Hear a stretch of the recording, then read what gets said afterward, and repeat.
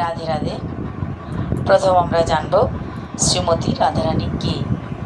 শ্রীমতী রাধারানী কে এটা সম্পর্কে সবার সঠিক ধারণা নেই, কারো আবার অনেক ভুল ধারণা, ভ্রান্ত ধারণা আছে। তো এই সম্যক ধারণা জানার জন্য আমরা রাধা তত্ত্বের কিছু আলোচনা আজকে আমরা শ্রবণ করব। শ্রীমতী রাধারানী হচ্ছেন শ্রীকৃষ্ণের আহ্লাদিনী শক্তি বা আনন্দদায়িনী শক্তি।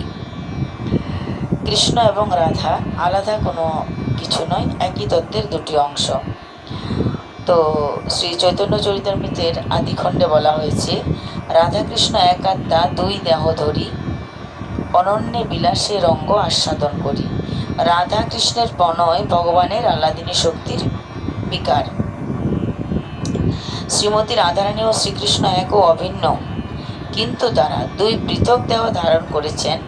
এইভাবে তারা পরস্পরের প্রেম রস আস্বাদন করেন, অর্থাৎ পরস্পরের প্রেম রস আস্বাদন করার জন্যই তারা বিভক্ত হয়েছেন। তাৎপর্য হল, দুইটি অপ্রাকৃত তত্ত্ব শ্রীমতী রাধারানী ও শ্রীকৃষ্ণ জড়বাদীদের কাছে সম্পূর্ণ অজ্ঞাত। শ্রীল স্বরূপ দামোদর গোস্বামীর কর্চা থেকে এটা জানা যায় যে শ্রীমতী রাধারানী ও শ্রীকৃষ্ণের সম্বন্ধে উপরোক্ত বর্ণনাটি তাদের তত্ত্বের সারমর্ম। শ্রীমতী রাধারানী ও শ্রীকৃষ্ণ এই দুই তত্ত্বের রহস্য হৃদয়ঙ্গম করতে হলে গভীর পরমাত্মিক তত্ত্বের উপলব্ধি থাকা প্রয়োজন। যদি পরমাত্ম তত্ত্ব সম্পর্কে উপলব্ধি না থাকে, বিশেষ জ্ঞান না থাকে, তবে রাধাকৃষ্ণ সম্পর্কে আমরা সম্পূর্ণভাবে জানতে পারবো না। এক পূর্ণতত্ত্ব ভগবান দুই রূপে আনন্দ উপভোগ করছেন। পূর্ণতত্ত্ব ভগবান এক, কিন্তু দুই রূপে তারা আনন্দ উপভোগ করছেন। শ্রীকৃষ্ণ হচ্ছেন শক্তিমান তত্ত্ব, আর শ্রীমতী রাধারানী হচ্ছে অন্তরঙ্গা শক্তি তত্ত্ব। বেদান্ত দর্শন অনুসারে শক্তি ও শক্তিমানের মধ্যে কোনো ভেদ নেই। শক্তি আর শক্তিমান কোনো পার্থক্য নেই। শক্তি থেকে শক্তিমানকে আলাদা করা যায় না, বা শক্তিমান থেকে তার শক্তিকেও আলাদা করা যায় না। তারা অভিন্ন। যেরকম আগুন থেকে তার তাপকে আলাদা করা যায় না, আগুন যেখানে থাকবে আগুনে হাত দিলে তাপও লাগবে। তা আগুন থেকে আগুনের তাপকে যেরকম আলাদা করা যায় না, শক্তি থেকে শক্তিমানকে যেমন আলাদা করা যায় না, তেমনি শ্রীমতী রাধারানী থেকে কৃষ্ণকে আলাদা করা যায় না। তাই রাধা আর কৃষ্ণ হচ্ছে এক তত্ত্ব। তো রাধাকৃষ্ণ হচ্ছেন কৃষ্ণের প্রেমের মূর্ত প্রকাশ, অভিভুক্ত প্রকাশ। শ্রীমতী রাধা কৃষ্ণের আহ্লাদিনী শক্তি বা আনন্দদায়িনী শক্তি। তিনি কৃষ্ণের অত্যন্ত হৃদয় বিলাসিনী। কৃষ্ণ শক্তিমান আর রাধা তার শক্তি। রাধা কৃষ্ণ এই অর্থে এক আত্মা যে তারা হচ্ছে শক্তি ও শক্তিমান। যদিও তারা এক আত্মা, তবুও গোলক বৃন্দাবন ধামে তারা দুটি পৃথক রূপ ধারণ করে আলাদা আলাদাভাবে লীলাবিলাস করেছেন। আবার চৈতন্য চরিতামৃতে বলেছেন, আহ্লাদিনীর সার প্রেম, প্রেম সার ভাব, ভাবের পরম কাষ্ঠা নাম মহাভাব। আহ্লাদিনী শক্তির সার ভগবত প্রেম, ভগবত প্রেমের সার হচ্ছে ভাব, এবং ভাবের পরম প্রকাশ হচ্ছে মহাভাব। তো মহাভাব স্বরূপা শ্রী রাধা ঠাকুরানী সর্বগুণ খনি শ্রীকৃষ্ণকান্তা শিরোমণি। শ্রীমতী রাধারানী হচ্ছেন মহাভাবের মূর্ত প্রকাশ। তিনি হচ্ছেন সমস্ত গুণের আধার, এবং কৃষ্ণের প্রিয়সীদের মধ্যে তিনি হচ্ছেন শিরোমণি। কৃষ্ণ প্রেম ভাবিতা, যার চিত্তেন্দ্রিয় কায় কৃষ্ণ নিজ শক্তি দ্বারা ক্রিয়ার সহায়।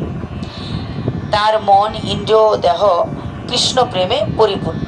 শ্রীরাধিকার যে দেহ, শ্রীরাধিকার যে মন, সেটা কৃষ্ণ প্রেমে পরিপূর্ণ। তিনি শ্রীকৃষ্ণের নিজ শক্তি, এবং তিনি শ্রীকৃষ্ণের লীলাবিলাসের সহায়িকা।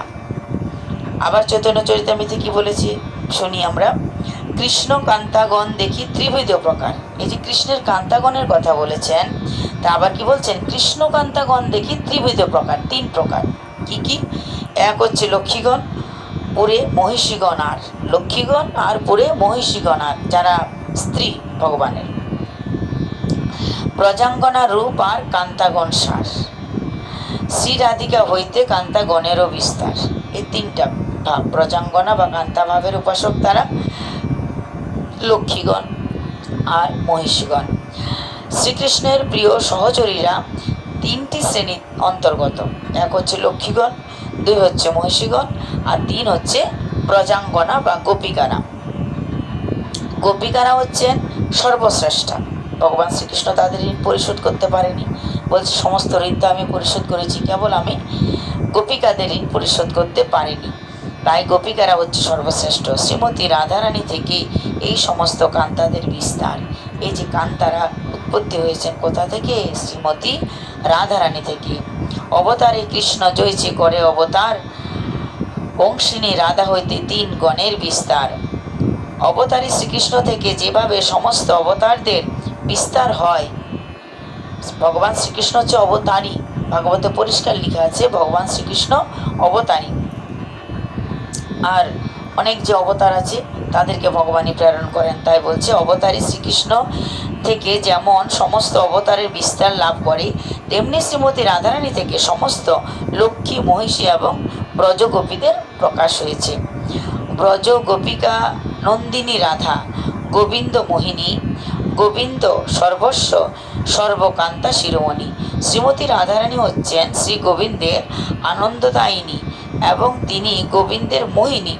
তিনি গোবিন্দের সর্বস্ব এবং সমস্ত কান্তাগণের শিরোমণি। তিনি জগমোহন কৃষ্ণ তাহার মোহিনী, অতএব সমস্তের পরা রাধা ঠাকুরানী। জগৎকে কে মোহিত করে?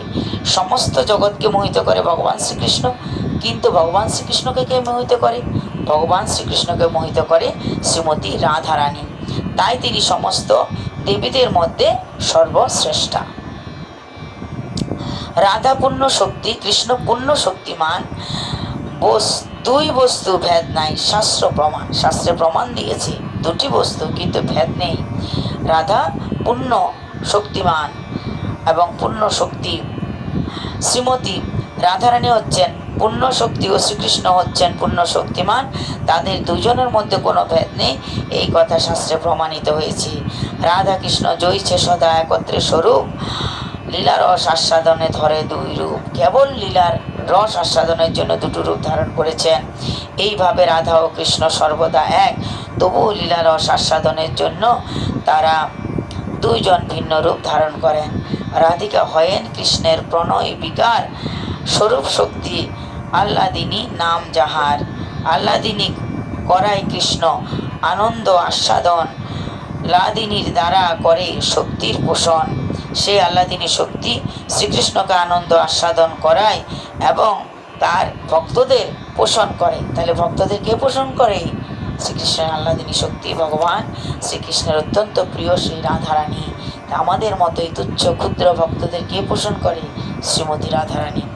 যদিও রাধারানীর এই মহিমা বা তত্ত্ব বোঝা, রাধারানী কে সেটা বোঝা আমাদের পক্ষে সম্ভব নয়, তথাপি কিঞ্চিত, অতি কিঞ্চিত আমরা কেবল অবগত হলাম শ্রীমতী রাধারানী সম্পর্কে।